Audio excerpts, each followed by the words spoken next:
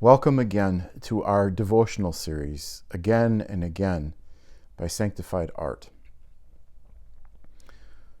Today we'll begin with a reading of the poem Here by Reverend Sarah R.A. There are places that our bodies know, the curve of the couch, the creak of the porch swing, the number of steps to our love's front door. There are places that our bodies know. And then there are places our souls know. Waiting rooms and sanctuaries, nurseries and bedrooms, open roads and dinner tables. These are the travel routes, the many destinations of a well-lived soul. And while my soul would always prefer to stay in the sun, living on the front porch swings where life is easy, from time to time, we all find ourselves at grief's front door, in love's waiting room, or on the long and treacherous road to justice's house.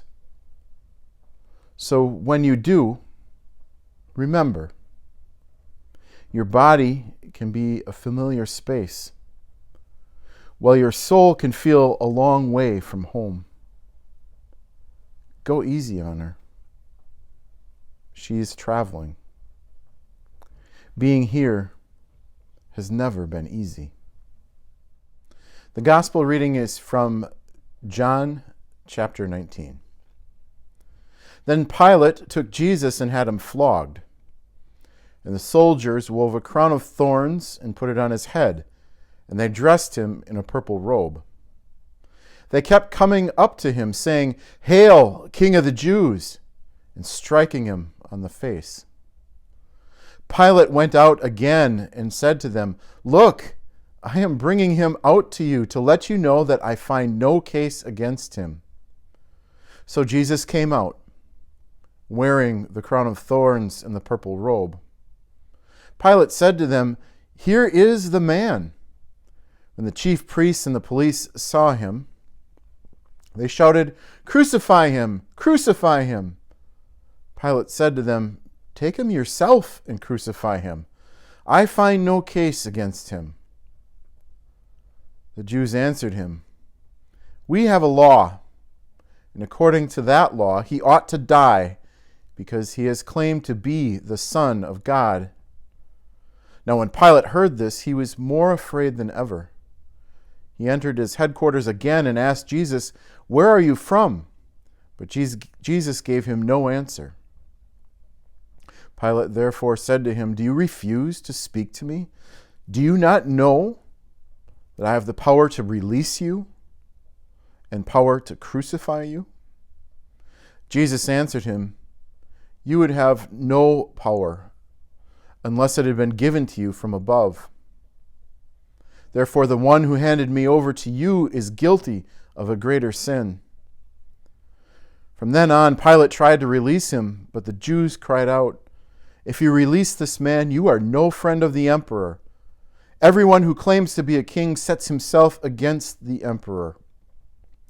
When Pilate heard these words, he brought Jesus outside and sat on the judge's bench at a place called the Stone Pavement, or in Hebrew, Gabbatha.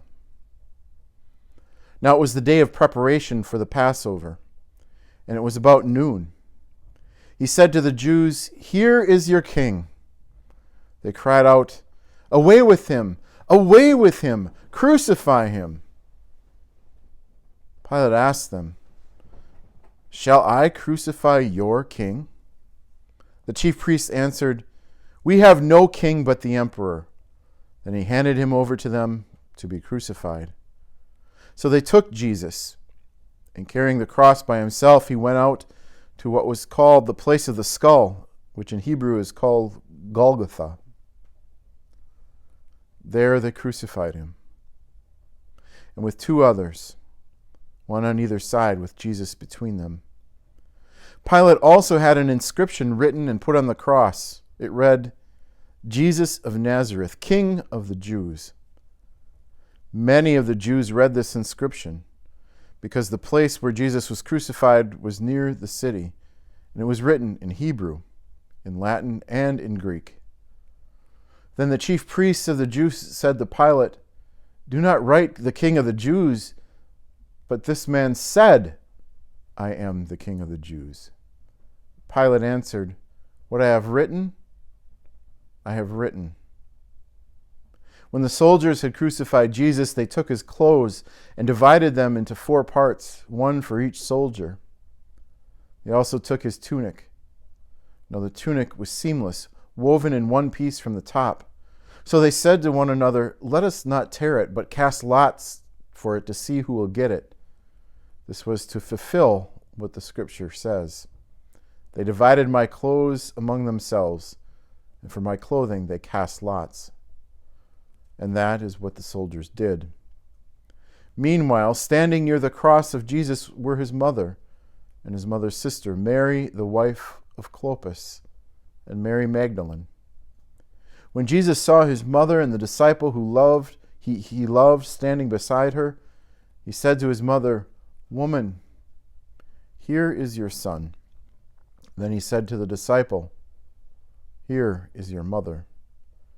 And from that hour the disciple took her into his own home. After this, when Jesus knew that all was now finished, he said, in order to fulfill Scripture, "I am thirsty." A jar full of sour wine was standing there. So they put a sponge full of the wine on a branch of hyssop and held it to his mouth. When Jesus had received the wine, he said, "It is finished." Then he bowed his head and gave up his spirit. A commentary by Reverend Denise Anderson. A man was lynched yesterday. These words were stitched onto a flag that flew outside the Manhattan headquarters of the NAACP between 1920 and 1938. When a black person was lynched, the flag was raised the following day. This began after the 1916 lynching of Jesse Washington. The NAACP distributed the grotesque photos of Washington's lynching to raise awareness and rally support to fight racial terror. 39 years after Washington's lynching, Emmett Till met a similar end. His mother insisted on an open casket funeral. Photos of the 14-year-old's mutilated body were published widely, catalyzing a movement. In 2018, the National Memorial for Peace and Justice opened in Montgomery, Alabama. 800 markers carry the names of thousands of victims of racial terror, including a relative of mine. Their offenses included protesting low wages, refusing to undercut in a business deal, and standing around. You should understand that what happened to Jesus was a lynching. I don't say this to shock.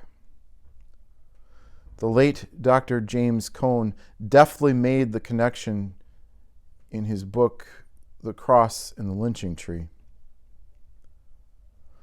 Well, the word is a Revolutionary War relic, the practice of publicly publishing dissidents to discourage and terrorize their community is much older. Lynching can be a state-sanctioned or extrajudicial. For Palestinian Jews under Roman occupation, the cross was a tool of repression and terror. Know your place, or you're next. Today, a mob handed over to an innocent man to be tortured and killed. Members of his own community chose empire, while empire feigned innocence. His mother, like Sabrina Fulton, Leslie McSpadden, and Mamie Till Mobley after her, witnesses. Behold your son, brutalized. Do not look away and do not rush to redeem this violence. A man was lynched today. Again and again we find ourselves here, where even Jesus is groping for God.